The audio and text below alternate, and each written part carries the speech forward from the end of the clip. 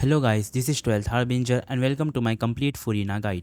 In this video, I am going to cover her talent explanation, best builds and team comps. I've already made a video on her weapons and artifacts guide, but there are some minor changes in my previous video. And in this video, I will give you an in-depth guide and explanation on her kit. So without any further ado, let's jump right into it. Furina is a 5-star Hydro Sword character. She can give a huge team-wide buff and also deal a good amount of damage from off-field just like Yelan. She is a buffer and a sub DPS character. Her burst can give up to 75% damage bonus at C0, which is currently the highest buff in the game. Let's start with the talent explanation. Furina has both the RK alignment, which is great because now you don't have to switch characters for the Osea or Numa alignment while exploration. And applying the RK alignment is also extremely easy. You just need to use a normal attack. You now don't have to wait for your elemental skill cooldown, or even worse, use your burst to apply the RK alignment. She can switch her alignments using a charge attack. Default alignment when Furina takes the field is Osea. Depending on her alignment, her elemental skill will change.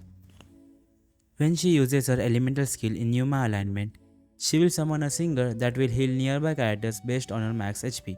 If Furina is an Osea alignment, she will deal an initial hit of hydro damage and summon 3 pets: an octopus, a seahorse, and a crab. These pets will deal damage to enemies, prioritizing the enemy that your on-field character is focusing on.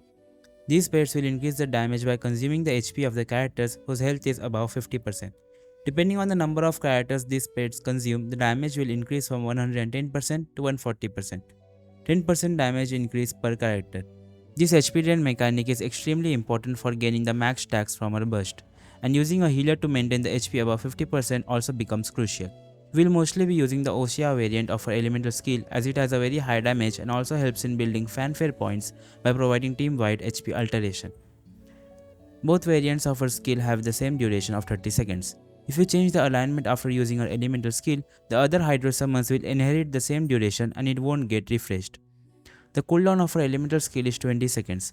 This means you can have 100% uptime on her skill. And this is also the reason why she power creeps Kokomi, as she can walk on water as long as her pets are on the field. To help with the healing of your whole team, Furina's Ascension 1 passive, Endless Waltz, will convert the single target healing to team-wide heals if the healing overflows and the source of healing is not Furina, which makes single target healers also viable. And her second Ascension passive, Unheard Confession, works towards buffing the damage of her pets or decrease the healing intervals from her Hydro summon based on her max HP. Now the most crucial part of her kit, her elemental burst, Let the People Rejoice. She will deal an AoE hydro damage and will cause the party members to enter universal revelry state for 18 seconds. During this time, whenever the party members' HP increases or decreases, you get 1 fanfare point. And the amount of fanfare points you have will be converted to damage and healing bonus for all party members. You will get 1 fanfare point for every 1% of HP your team loses or gains. For example, if you have 10,000 HP and you lose 1000 from it, that is 10% of 10,000, so you get 10 fanfare points. At talent level 10, the damage conversion ratio is 0.25%, so you get 2.5% damage bonus. Max fanfare points you can get is 300, which means you can get a total of 75% damage bonus. For her talent priority, level her burst followed by her elemental skill. You don't need to level her normal attacks unless she is C6. Moving on to her Constellations. Before starting with it, if you want to know whether to pull for her C1 or signature weapon, I have made a video on it, you can check it out after this video. Her first Constellation gives you 150 fanfare points as soon as you use her burst. Additionally, it increases the fanfare points cap by 100. This means you can get 37.5% damage boost as soon as you use her burst without having to build them up over time or rely on HP change mechanics. And the maximum boost you can get is upgraded from 75% to 100%. And this being a team-wide buff makes a huge DPS increase. The buff might get diluted along with other damage bonuses, but it is still an amazing Constellation for C1. Her second Constellation will increase the fanfare points gain by 250%. Additionally, if the fanfare points exceed the maximum amount, each point will increase Furina's HP by 0.35%. Maximum HP increase you can get is 140%. This will make getting the maximum fanfare points extremely easy without relying on good healers and boost Furina's damage by a lot. Her third and the fifth Constellation are talent upgrades for burst and elemental skill respectively. The fourth Constellation gives 4 energy to Furina every 5 seconds when her pets deal damage or heals a character. The sixth Constellation will make Furina a DPS. After using her elemental skill, Furina will enter center of attention state for 10 seconds. During this state, she will get Hydro Infusion on her normal, charged and plunge attacks, which cannot be overridden. She also enjoys a damage increase equal to 15% of her max HP in this state. Additionally, her normal, charged or plunge attacks will cause different effects every 0.1 seconds after hitting opponents depending on her RK alignment. If she is in Osha alignment, every 1 second she will heal all the party members by 4% of her max HP for a duration of 2.5 seconds. Triggering this effect again will extend the duration. In Numa alignment, her damage will further be increased by 20% of her max HP. When any of the attacks in this alignment hit an opponent, the party members will consume 1% of their max HP. These effects can be triggered up to 7 times. The center of attention state will end when the effects have been triggered 7 times or when the duration expires. The effects basically make Furina an all-rounder by creating a balance between damage and healing.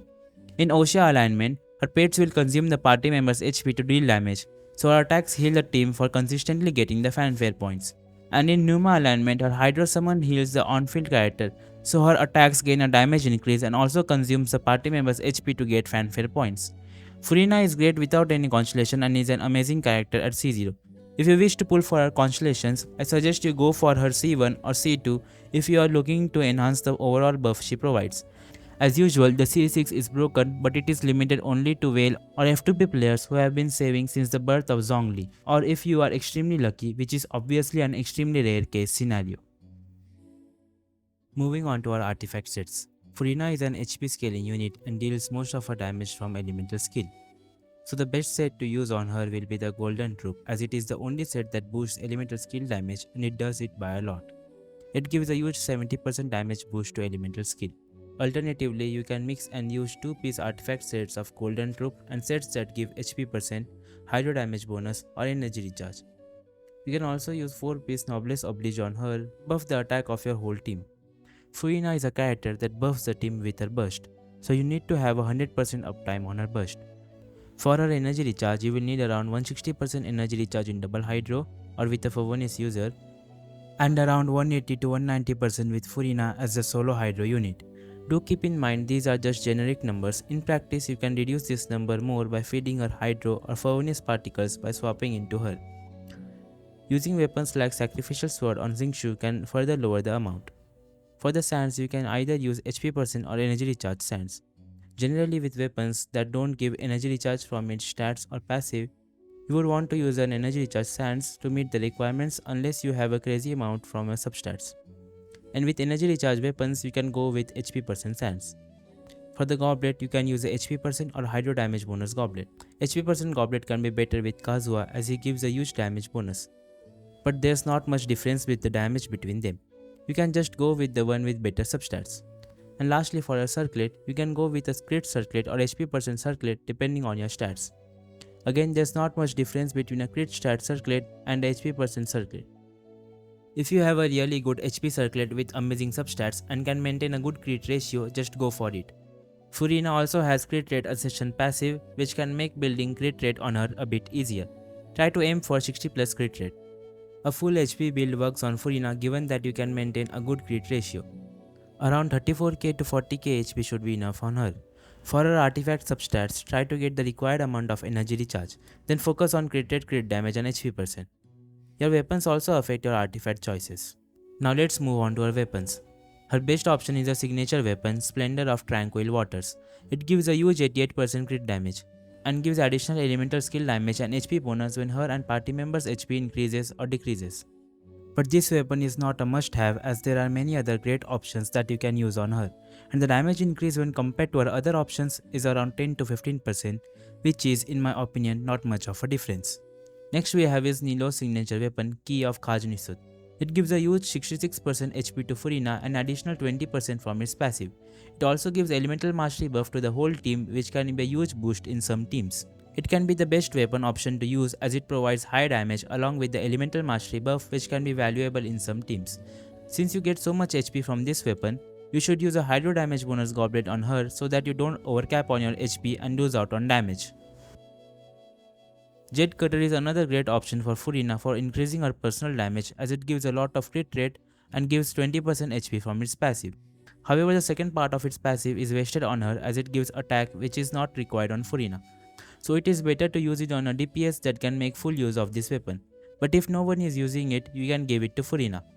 A F2P weapon is one of our best choices, but the only downside of that weapon is that it is only limited to players who are older than Madam Ping, and the weapon is Festering Desire.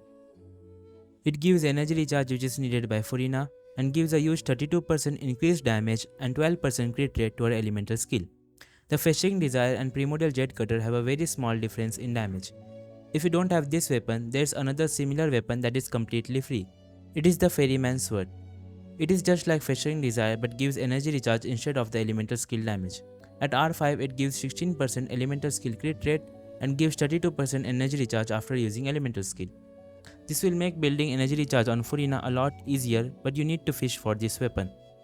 The next weapon is another 4-star Dog Hands Assistant. It gives HP % and will return up to 6 energy back to Furina at R1, reducing her energy requirements. Favonia's sword is also great as it gives energy to your whole team and greatly reduces Furina's energy requirements. There is the BP weapon as well, Wolf Fang Sword. But as I have seen in various gameplays, its passive doesn't stack off-field.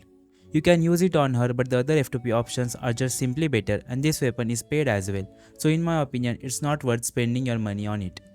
I would rank these weapons as follows considering the damage and utility. Use this list as a general guideline as it might change depending on your situation. These are the weapons that I would recommend you to use on Furina. There's also other options like the Light of Foliar Incision, but the options that I mentioned are better and the passive of this weapon is wasted on Furina, and it is better to use them on your DPS characters. Moving on to our team comps.